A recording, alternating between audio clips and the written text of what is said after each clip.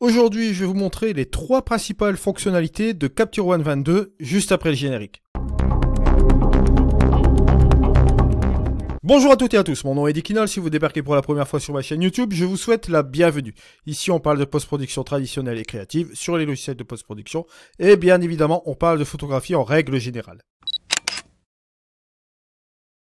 Alors aujourd'hui, on se retrouve pour la sortie de Capture One 22 et je vais vous montrer les fonctionnalités que vous allez pouvoir retrouver dans ce logiciel. Alors ici, nous allons faire 3 choses.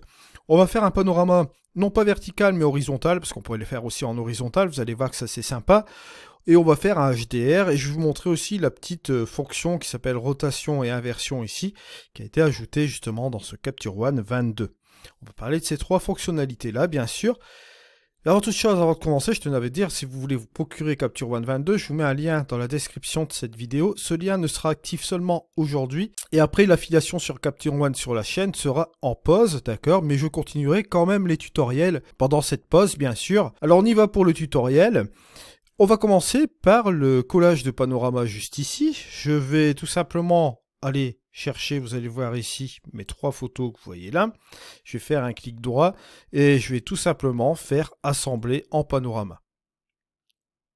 Alors, une fois qu'on a cela, bien sûr, vous allez voir qu'il va y avoir une proposition qui va se faire. Bon, ici, je l'ai en perspective, mais vous pouvez utiliser une des fonctions ici que vous voyez là en spherical. Vous voyez, juste comme ceci, en sphère, cylindre. Je recommence ici en perspective comme vous le voyez là, où il y a encore la 4e forme que vous voyez ici, qui se nomme le Panini, voilà, qui marche relativement bien aussi, comme vous pouvez le constater.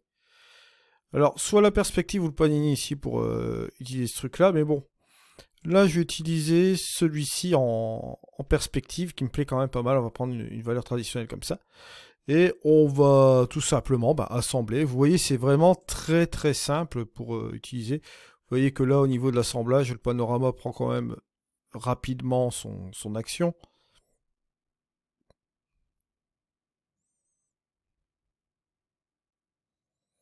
Bon, là, je suis sur mon dossier d'importation. Vous doutez bien, on va aller ici dans toutes les images. Et on va retrouver notre panorama juste ici. Voilà. Alors, bon, on va se débarrasser des box sur les côtés. Une fois qu'on a cela, bien sûr, que va-t-on faire? On ne va pas s'embêter. On va prendre tout simplement le recadrage et on va le recadrer bien sûr en libre. Hein. Voilà. Juste comme ceci. Je vais reprendre cette bazar-là, ce bazar-là, voilà. On va dire juste comme cela. On va faire attention au bord bien sûr.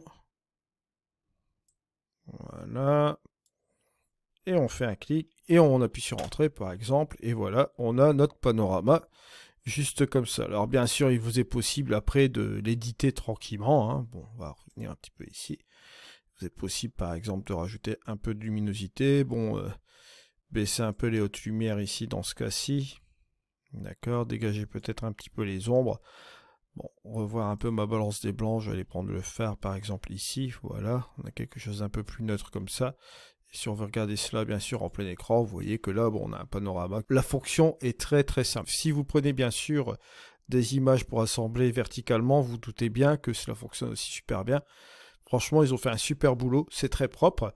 Donc pour faire les panoramas, vous avez la fonction bien évidemment. Maintenant, on va faire un HDR, on va prendre ces 3 photos, par exemple, juste comme ceci. Et on va tout simplement faire fusionner en HDR. Rien de plus simple.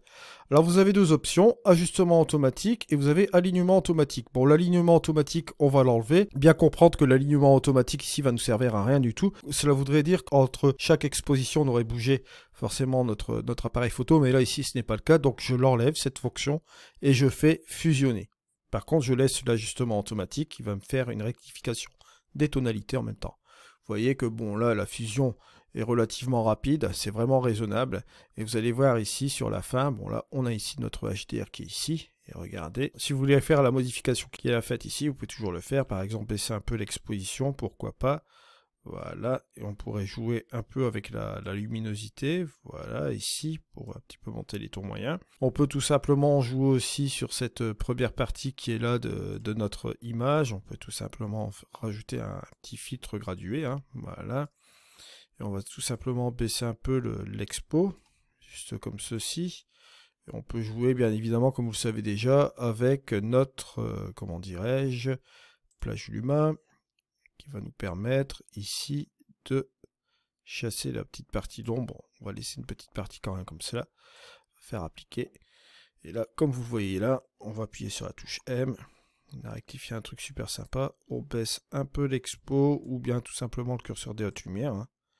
Voilà, ça peut être super sympa aussi.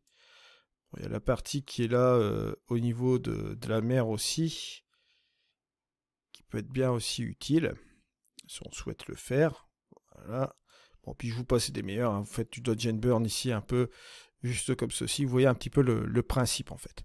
C'est juste pour vous montrer les fonctions aujourd'hui. Maintenant, ce que je vais faire, c'est vous montrer aussi la petite fonction que vous voyez là, rotation. Alors, rotation et inversion, il faut bien comprendre la petite chose. Si vous appuyez sur la petite baguette magique, hop, vous voyez que là, ça va rectifier un petit peu l'angle. Mais bon, comme elle était déjà faite auparavant, ça ne rectifie pas dans le bon sens. Mais bon, les choses qui font automatiquement l'horizon, bon là, vous voyez, il y a un petit peu de petite difficulté à retrouver l'horizon, puisque là, j'ai ce petit morceau-là, ça prend un petit peu de travers au niveau de cette chose-là. Donc, vous avez toujours la possibilité de rectifier manuellement. Vous voyez, juste comme ceci, par exemple, voilà. Et là, vous voyez que ça marche tout de suite. Bien sûr, ça, la fonction est déjà présente auparavant dans les autres Capture One. Mais la fonction est là, et dans certains cas, ça marche relativement bien. Il repère bien l'horizon, il vous la remet impeccablement bien, bien sûr. Mais là, vous le voyez, bon, vous avez aussi des inversions, d'accord, vers la gauche, comme vous voyez ici, ou vers la droite. Et vous avez la possibilité aussi de faire une inversion en horizontale, comme ceci, vous voyez, pour changer un petit peu la donne de la photo. Je vais remettre en aucun. Ou en vertical, vous voyez, au bas, juste comme ceci. Voilà un petit peu les trois fonctionnalités que je peux vous faire voir ici sur Capture One 22.